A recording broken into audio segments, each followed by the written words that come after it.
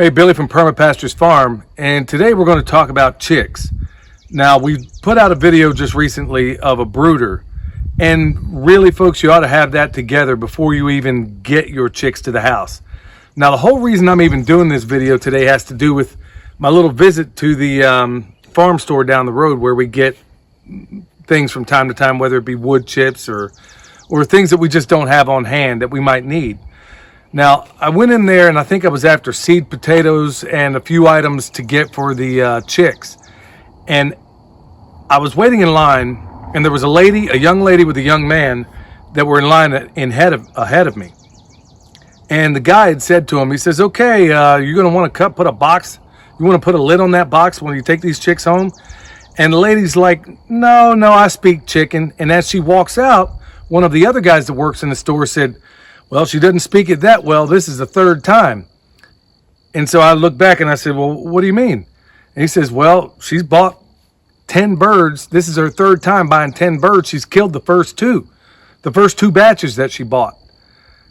And I sat there in astonishment. I didn't even think of what I could say. And then I thought, you know what?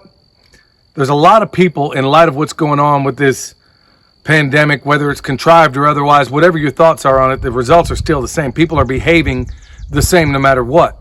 And some people overnight have become preppers, as much as I hate that word.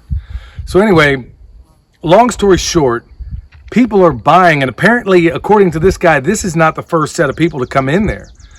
There are a number of people out there taking these birds home, and then I don't know if they're putting them in the yard. I don't know exactly what they're doing. But the result is they wind up killing the birds. So we got the birds home, and I'm going to show you step by step for all those people that are out there thinking, okay, maybe I want to have chicks, maybe I want meat birds, maybe I want layers.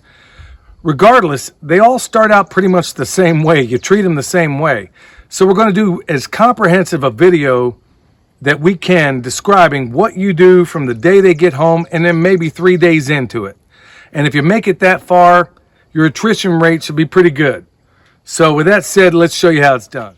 You got your birds home. You picked them up almost certainly at a post office. And you're going to need to get them back. And of course, if it's hot out and it's hot in the car, leave it that way until you get home. You want to keep it as warm as possible.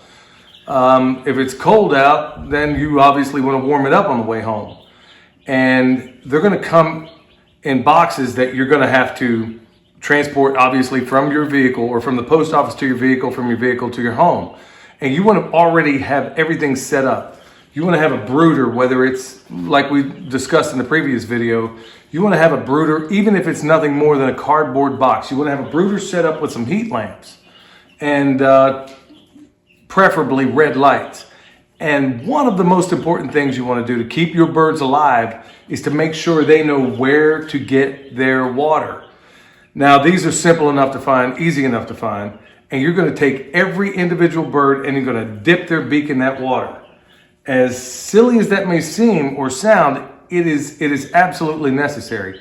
The first introduction they have to that brooder has got to be to this water, which, by the way, should be not hot, but you want it a little warmer than room temperature. I mean, that's how we do it. Okay, now what we use in the water is a solution. Now, you can buy these packets. One's an electrolyte mix, and the other is a probiotic. There are other methods out there where people put apple cider vinegar in there, and we've done that before, and we do it occasionally now, even with our adult birds. Justin Rhodes even calls it magic water, but he has his own little concoction. I believe it consists of a little bit of honey and other things. But if you want to keep it simple, just take a packet of each one of those things, stick it in a gallon of water, and preferably, if it's not distilled water, you want well water. You definitely don't want to be feeding your birds water out of a tap. And then it mixes up almost instantly. Put it in one of these, then you're going to dip their beaks, and bam, it's off to the races. Okay, your other purchase is going to be, and it doesn't have to be anything like this, but you want a heat lamp, preferably a red light. Anything else will make them trip. And in this particular case, they're 250 watts. I put 2 of them in there for a brooder this size. I want them to have options. And like I said in the previous video, I situate them off to one side, and then I'll clean this area. Then in the morning when it's time to clean this side of the brooder, I'll move the lights down here. They'll follow the light because they want the heat, and then I'll clean this side. adds very, very little disruption to their little operation. Also, you want a thermometer, especially if you have a smaller brooder. It can be something like this. It can be, many hatcheries even put a little thermometer in there with them. I've never been a big fan of those because for some reason, if it has the red mercury in there, these birds, all they want to do is like putting a laser pointer to a bird at the zoo. They will chase that laser pointer. And they do the same thing with anything that's really red. I don't know why that is. Anyway, they'll soil it up. It's not going to work out. I usually take something like this, leave it in the pack because they're going to try to mess it up and poop all over it and cover it up. But you want that temperature when they first get here to be somewhere around 95 to 100 degrees.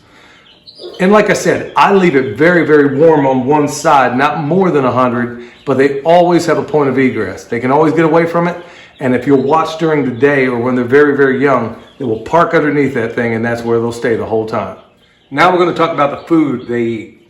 Now, there are other methods as well concerning this. Some have taken like hard-boiled eggs. You break them up over a piece of paper towel or something like that. Yeah, you can go that way. I've never been a big fan of that. There's just something that to me feels inherently wrong about it. So I don't do it that way. When I get them home, I take a piece of white paper, sprinkle a little bit of this organic grower mix on it.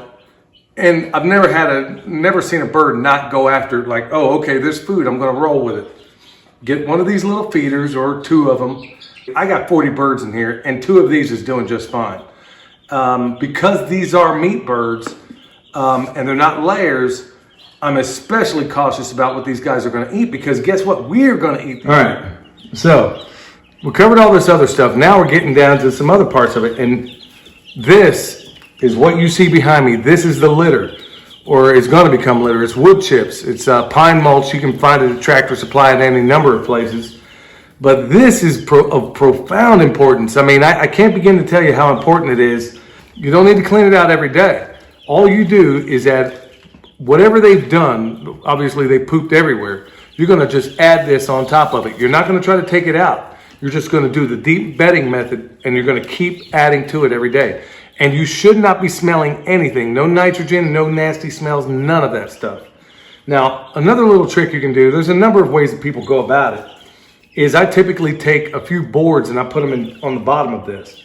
If you don't, even if you do, they're still going to mess up their water. They're still going to make a mess. It's just what they do. They're baby chicks. So all we do is, before you put your litter down in the morning, you want to take the boards out, put your litter down. They're going to love it. Start at one corner, then work your way to another corner of it. Give them a point of egress. Just don't dump it all in there. And once you get it all in there, put your boards down, take your water and your food, stick it on the boards. Now they have a place to go up here, get some clean water, get some good food, and they can drive on. Happy bird. Okay, so that's really it in a nutshell, folks. We're not fusing DNA here. We're just raising baby chicks. But you don't want to wind up like those 2 crackheads I saw at the farm store this morning. So, yeah, I mean, I think it's appalling that you would go back there for a 3rd time and still not have a clue on what you're doing. Now, granted, there's a smart audience out here. You're watching the Permaculture Pimp Daddy, so you're one of the smartest. So, with all kidding aside, folks, if you don't know anything about chickens, there's no shortage of how to learn or ways to learn or books to learn from or YouTube videos to learn from. It's all right there. So go out there. If you're going to be one of those people right now that feels like you need to be more responsible for more of your food, now keep in mind, if these were layers and they were laying eggs, you better be holding out for 6 months because that's probably how long it'll take at this point. Well, in this particular case, we're talking about birds that from the day they hatch until the day they go in the freezer is about 10 weeks. So that's not very long at all. I mean, 2.5 months. You could even process them even earlier if you wanted. So good luck, have all the fun in the world. They're cute, they're fun. Let the kids play with them, do all that fun stuff. But just remember, at the end of the day, these guys are food. But you also need to respect them, and you want to give them the best life they can possibly have. So with that, this is Billy, the Permaculture Pimp Daddy. We'll see you next time.